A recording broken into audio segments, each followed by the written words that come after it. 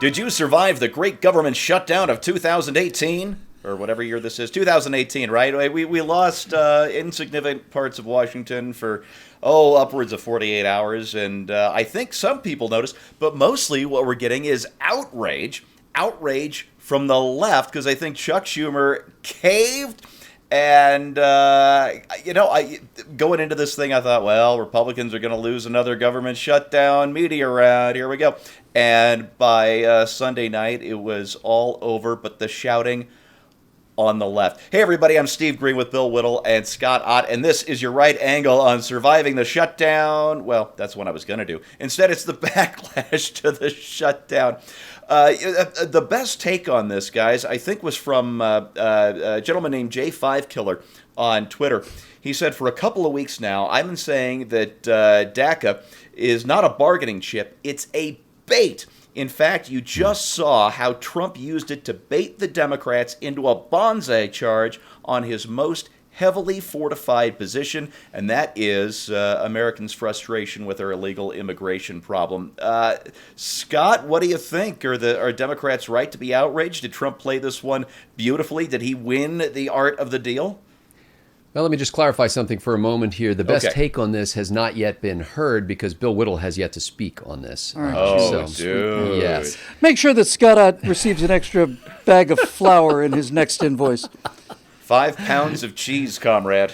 You know, there's so much theater in this whole business. I mean, first of all, there's no reason in the world that they ever need to get down to the deadline of these so-called government shutdowns. They do that for a purpose. And it's not just the normal purpose that you use in negotiations where if you have the weakest side, you try to milk it out to the very last moment to extract concessions. I mean, that's just a classic, it's why people show up at stores at like 1 minute till closing and then say they want to make a big sale, want to buy something. And then, because they think they can extract a better deal at that point.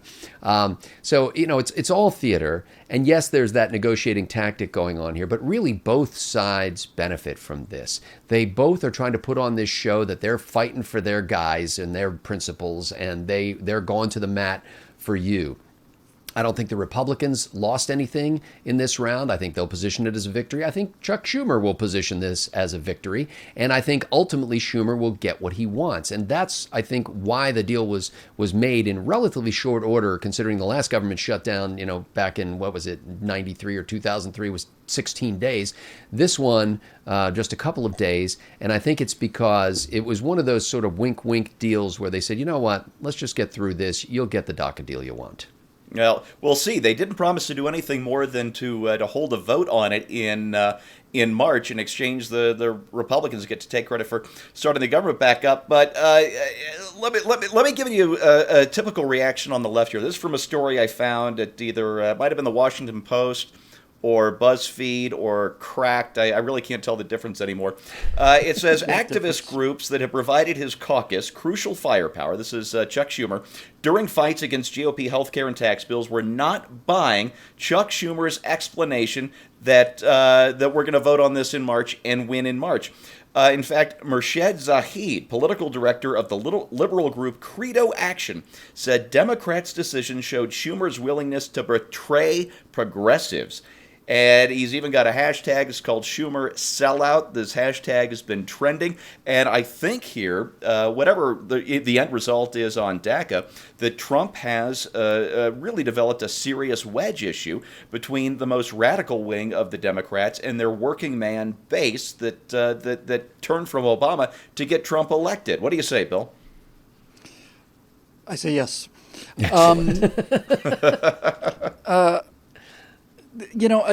I have to agree with what Scott said. I was going to call it theater too. I was actually going to call it Kabuki Theater, because in actual theater, the goal is to make the audience believe that something realistic is happening. But Kabuki is all about simply about the you follow the presentation. Form. It's about the form, right? Yeah. It's not so much about anything so much as the form. and you come out and you wear the appropriate mask at the appropriate time. You go out and you put on your outraged mask. You prance out onto the stage. You make a series of ceremonial gestures, at which point you substitute the weeping mask, and off you go. And that's exactly what this government has become under both parties. It's not a government anymore. It's just not. To understand just how ridiculous this thing is, you really have to get to the underlying idea of a government shutdown, which was at some point in our distant past, and just at the dawn of our racial memory, somewhere in the mid-'80s, I want to say, came an idea that we were going to legislatively limit how much money the government could spend, because nothing else would stop them. So since they can't stop themselves, we thought we'd pass a law against them stopping it. And we said, if this law is broken, well, then by God, serious consequences are going to happen. Well, what serious consequences? Well, I guess the government's just going to shut down. Oh my God, well, we can't have that happen. And then suddenly some geniuses realized, okay, well, we're going to do it anyway, because I actually think the first government shutdown was an attempt to stay within the limits of the spending law. I mean, I think it was actually a relatively principled idea, saying, hey, this is a limit, it's a cap, it's law, and we're not going to break it, so therefore, here we go. And of course the thing was a catastrophe, and now it's a kabuki play. And because of things like this, we no longer have a government in the way that we understand the term. We no longer have annual budgets. We no longer have forecasts of growth and revenue. We have a series of continuing resolutions, which are Band-Aids that are placed on top of Band-Aids that are covering other Band-Aids. And the whole thing staggers on without any sense of control or order or decency, certainly no accountability. The whole thing's just a gigantic joke.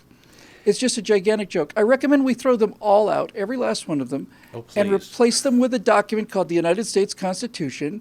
And we should have incoming legislators pass a fundamental test. And when I say a fundamental test, I don't mean anything too much. 3-hour oral exam seems about right to me. Delivered by the ghost of Antonin Scalia. Yeah, or whoever. And then see if those people can give it a try. Steve. But it's become clear. Just to wrap this up, it's become clear to me, and has been clear to me for a while now, that there is nothing going to stop this spending. Nothing. The debt is going to continue to grow. The spending is going to continue to grow, and it's either going to collapse, or we're going to recognize that we live in a world now where economics, as we once understood economics, it just no longer is economics. Now money is what we want it to be, and what we think it should be, and what we define it as.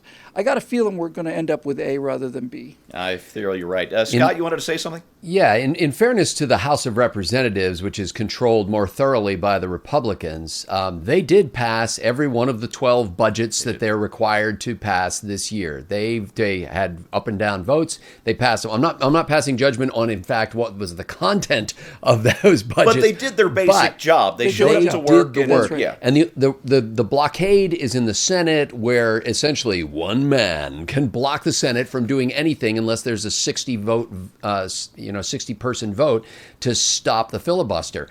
And so we went from having a majority rule in the Senate to basically everything's almost. What does John McCain feel like this week? Yeah, it's that's almost what the government is. That's how the requirement. government's run now. Yeah. Yep. All right, folks. I want to finish up with a little message for our friends on the left. I understand that you're feeling betrayed. You feel like the Democratic caucus in the Senate, especially in the person of Chuck Schumer, let you down. That they caved after just maybe a bad internal poll or two, or maybe after just watching a hit on the evening news, and you feel like your entire party structure has betrayed you. Well, what I'd like to say to you about that is, welcome to our world. This is what those of us on the right have been dealing with for, 10 or 15 years now. And listen, my friends, you never get to like it, but eventually you get used to it. So just grow up, and I think you're going to live through this, maybe. Hope you're feeling better, Snowflake. And that is the right angle on that, made possible by the members of BillWhittle.com. Thanks for watching, and we'll see you next time. Who really expected a snappy solution to something called deferred action for childhood arrivals? Come on.